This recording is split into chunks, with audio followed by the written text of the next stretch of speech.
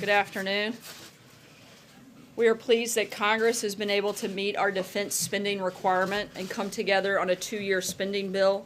This still achieves our top priority, a much-needed increase in funding for our national defense. This deal also increases budget caps, ends the sequester, and provides certainty for the next 2 years.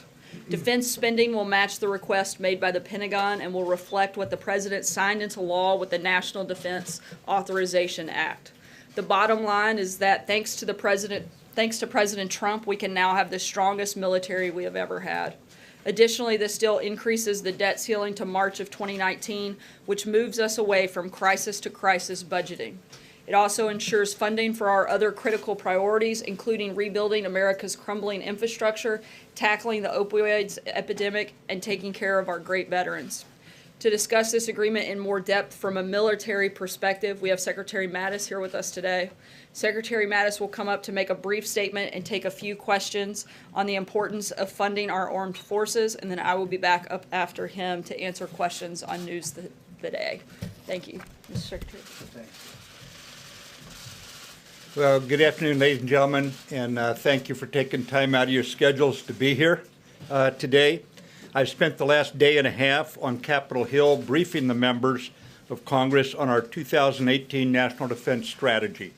I'm heartened that Congress recognizes the sobering effect of budgetary uncertainty on America's military and on the men and women who provide for our nation's defense. 2 days from now, I will visit our nation's first Security Force Assistance Brigade at Fort Benning as they prepare to deploy to Afghanistan. To advance the security of our nation, these troops are putting themselves in harm's way, in effect signing a blank check payable to the American people with their lives. Our military has been operating under debilitating continuing resolutions for more than 1,000 days during the last decade. During last week's State of the Union address, President Trump said, "Weakness is the surest path to conflict."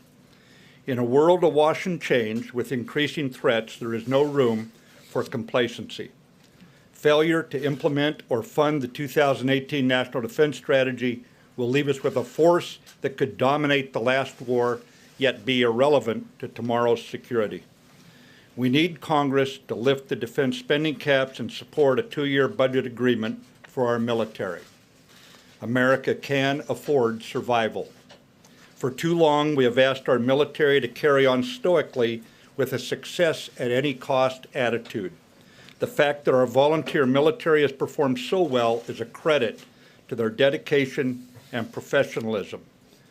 We expect the men and women of our military to be faithful in their service, even when going in harm's way.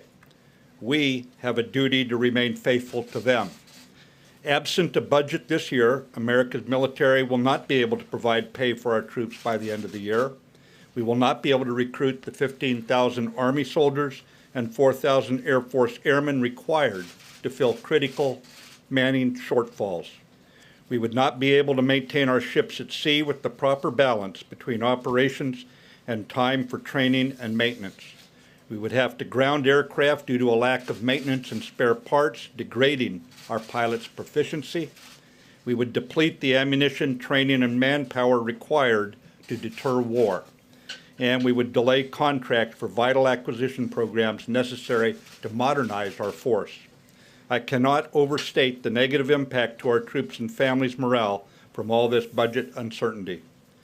Today's congressional action will ensure our military can defend our way of life, preserve the promise of prosperity, and pass on the freedoms you and I enjoy to the next generation. Thank you. I can take a couple questions here.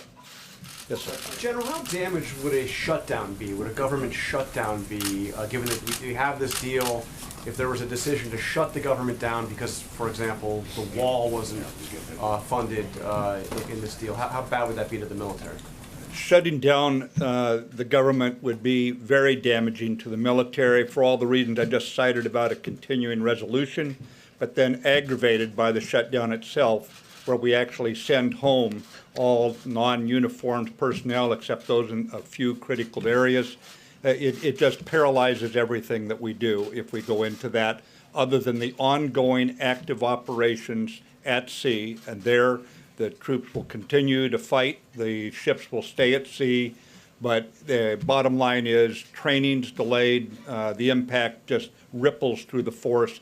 And it doesn't just happen today. It ripples on as people who are not flying are no longer gaining the level of skill that you and I would associate with them even a year from now when they're promoted. Yes, sir. Secretary, you mentioned you've been spending the last day and a half on Capitol Hill. This is a Senate arrangement. Do you have any sense, sir, if the House leadership on the Republican side is equally receptive and as enthusiastic as you are?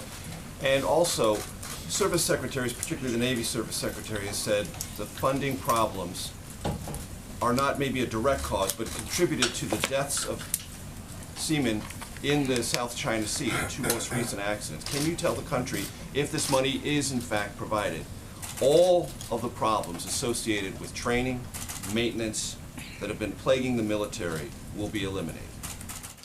I am optimistic that what the House did earlier this week and what the Senate did today can come together this week and give us the budget that then enables us to carry out our responsibilities. By ours, I mean all the leaders in the Department of Defense who will address the issues you just brought up. Obviously, a lot of work goes into the execution then, the quality of the training, but you can count on us. We'll earn your trust on this. We will spend the money wisely. Mr. Secretary, if I could ask you about the recently released nuclear posture review. Yes. Calls for smaller yield nuclear weapons to be added to our arsenal. You're on record as saying there's no such thing as a tactical nuke. Anytime a nuclear weapon is used, it's a strategic game changer. So how does this new posture review add to global stability? Because there are many people who believe that if you've got a smaller yield nuclear weapon, you might be more inclined to use it. Right. Remember that what we're talking about here is the nuclear deterrent. And in that nuclear deterrent, we believe that some nations could miscalculate, one in particular, and that nation could assume that if they used in a conventional fight a small yield bomb, we would not respond with a very large yield bomb. Our response to this is to make a small yield bomb and say, don't miscalculate. It's a deterrent. Remember, deterrence is dynamic. It changes from year to year, from decade to decade. We have to address deterrence in its current construct. So we do this. The idea is to raise the threshold. Don't even think about lowering the threshold to a conventional fight and escalating it to one small yield nuclear weapon, strategically changing the game, and then think our choice is either surrender or suicide, as Dr. Kissinger put it. Yes, ma'am. Can you talk about where things are in the planning stages for this military parade the president is seeking, and what any cost estimates you have at this point are?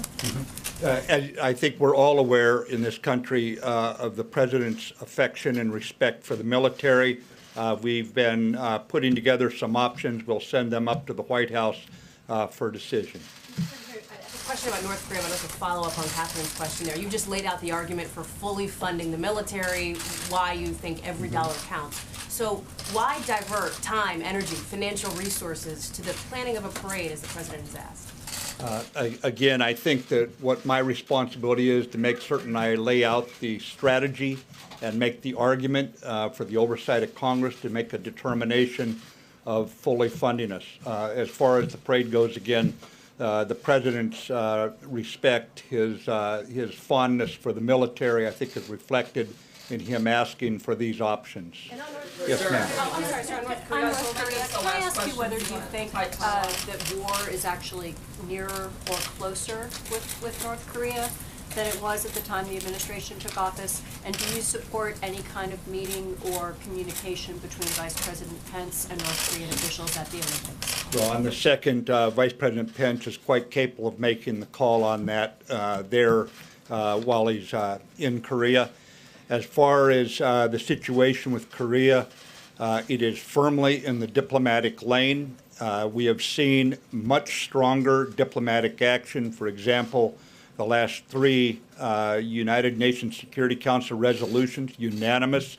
And how often do you see France and Russia, PRC, China, and the United States, Great Britain, all voting, and other countries all voting unanimously? I think that makes it very clear this is firmly in the diplomatic lane, And we, of course, back up Secretary of State Tillerson's foreign policy efforts as guided by the President with viable military options. But thank you very much, ladies and gentlemen. One more on Syria. Good to go? Yes, sir. All right. Thank you, Mr. Secretary. Due to the timing and tight timeline, we will jump right into questions for today with no further statements. Steve. Nancy Pelosi is wanting to add immigration to this emerging budget deal on the Hill. Is that something the President would like to see? I think we've made clear that the budget deal should be a budget deal, and that members of Congress, like Nancy Pelosi, should not hold our military hostage over a separate issue. We've laid out what we would like to see in immigration legislation, and I think it's something that Nancy Pelosi should support, and hopefully she will come on board. We can get this budget deal done, and then we can focus on getting an immigration deal done. Follow up, is the President committed to this March 5th deadline for DACA, or is he going to extend the deadline? Look, we are hopeful that we will make a deal with Congress, and we'll see what happens after that. But our goal is to try to get something done. We don't want to keep kicking the can down the road, and we'd like to see a solution, which is why we've laid out a plan that we think addresses everybody's concerns and meets those needs. Jordan? Thanks, Sarah. To put another point on it, will the President sign the budget agreement that was laid out by the Senate this morning? Look, we applaud the steps forward that they've made, but we're going to need to see what is in the final bill. But we're certainly happy with the direction that it's moving, particularly that we're moving away from the crisis budgeting that we've been on in the past. Major? Would you like the House to pass the Senate deal? We would like to move forward on this front, but again, we want to see the final components. But yes, we're supportive primarily because it meets several of the things that we laid out, including ending the crisis budgeting, and also helps meet the needs of the military and defense spending as were laid out by General Mattis. Question, could you clarify the status, security clearance of Rob Porter, and if the President has confidence in him as a staff secretary? I can give you two statements, as has always been our policy when it comes to security clearances. We don't comment on them. I'm not going to change that today. I can tell you that Rob has been an effective in his role as staff secretary, and the President and Chief of Staff have had full confidence and trust in his abilities and his performance. In a more of an update on that front, Rob has put out a statement which I can read to you now, and I think it will address some of those other questions. These outrageous allegations are simply false. I took the photos given to the media nearly 15 years ago, and the reality behind them is nowhere close to what is being described. I've been transparent and truthful about these vile claims, but I will not further engage publicly with a coordinated smear campaign. My commitment to public service speaks for itself. I've always put duty to country first and treated others with respect. I am deeply grateful for the opportunity to have served in the Trump administration and will seek to ensure a smooth transition when I leave the White House. Sarah, is he going to be leaving the White House anytime soon? There was some conversation a couple of months ago that he was at least contemplating that. He is going to be leaving the White House. It won't be immediate, but he is resigning from the White House, but is going to stay on to ensure that there's a smooth transition moving forward from here. Sarah, thanks. Less than 18 hours ago, the White House released several statements praising Rob Porter, his service. Obviously, he's somebody who's very close with the President. So why would the President accept his resignation if the President thinks he did nothing wrong? Look, I think that was a personal decision that Rob made, and one that he was not pressured to do, but one that he made on his own. Catherine? Can we clear up the matter of the security clearance? Did he have one or not? As I just said, I'm not sure why this is complicated. We've addressed it quite a few times in many circumstances. As has always been the policy at the White House, we don't discuss security clearances one way or the other. John? Sarah, could I ask you about the Democratic memo? We understand, and Chief of Staff Kelly illuminated this yesterday, that this memo is different in terms of its content than the Republican memo was. General Kelly said it's not as clean as the GOP memo was. Republicans who have read the memo are saying that it contains a number of references to sources and methods. My question to you is, do you believe that the White House is I don't want to say being sandbagged, but being put in a difficult position by the Democratic minority, forcing you to make redactions or hold back this memo so it can draw a contrast with your treatment of the GOP memo? I'm not going to make speculations at this point. We're still going through the process that we went through with the Republican memo. We're going to continue to do that, and once that's completed, we'll have something further to add. But as of this point, we don't. John? Sir, can you clarify, the president yesterday said that he would like to shut the government down if he doesn't get funding for the wall, border security. Is what he said yesterday now no longer operative? He's going to support a 2-year spending bill without funding for the wall? Look, as I said yesterday, the focus for us has always been to get a 2-year budget deal. We've also laid out what the priorities that we want to see in any immigration legislation, and we expect to see that. We do want to, that we've made no secret, the president wants funding for the wall and he wants border security, and we expect to see that reflected in the budget. He said he wanted to shut the government down if he didn't get it. Now that's no longer operative? Is that no longer the position? No, the position hasn't changed, and I addressed this yesterday. The president is making the point, the only people that have shut the government down are the Democrats. We haven't shut the government down. We've laid out exactly what we want to happen, and we're working towards achieving those goals. He was the one that said he wanted to shut the government down. I'm not understanding. Look, he said, I want a government shutdown. The point he's making when you put it in the context is that if we are going to have that fight, it's a fight that the Democrats started last time and they lost, and we think that we would win again. We want a 2-year budget deal. We want an immigration plan that fixes the problem and doesn't further kick the can down the road. Those are the two focuses, and we're hopeful we'll get those done. How can the president still have confidence in his deputy attorney general when he said he feels vindicated in the Russia probe by the Nunes memo that mentions Rosenstein and the fact that Rosenstein oversees the Russia probe? Look, as I said yesterday, the president feels vindicated because he feels like the Russia investigation has been politically motivated witch hunt for the last year, and the memo clearly vindicates the president's position that there was political bias. Has he actually read the Democrats' memo? You said he has seen it, but has he actually read? He has, and I told you also that he had met with the deputy attorney general to discuss the differences yesterday. And just really quickly, General Mattis was saying that the president has great affection for the military, but he has yet to visit Iraq and Afghanistan. Wouldn't that be the ultimate way to honor the troops, by going there rather than a parade? Look, I think there are a lot of different ways. Nothing has been decided or locked in stone. This is in the early discussion phases, and it's something the president is looking at, not just a way that he can, but that the entire country can come together and show support and honor our military. Cecilia. Thanks. Does the president have any concerns about these domestic violence allegations raised against Rob Porter? I haven't spoken to him about specific concerns. You haven't talked to the president about this? About whether or not he has specific concerns, I haven't asked him that question, Cecilia. Has he seen the photos of Rob Porter's ex-wife with a black eye? I don't know. Sarah. Thanks a lot, Sarah. The president weighed in today on Twitter on the stock market, the first time this week. He's done so, and he's done so quite a bit over the course of his first year in office. Will we expect the president to continue to weigh in on the daily fluctuations on the stock market going forward, or will he sort of let the market take its course? I don't think I'm going to speculate on what we may weigh in on every single day moving forward through the administration, but the economy has obviously been a big focus for the administration, and it's something we're going to continue to talk about.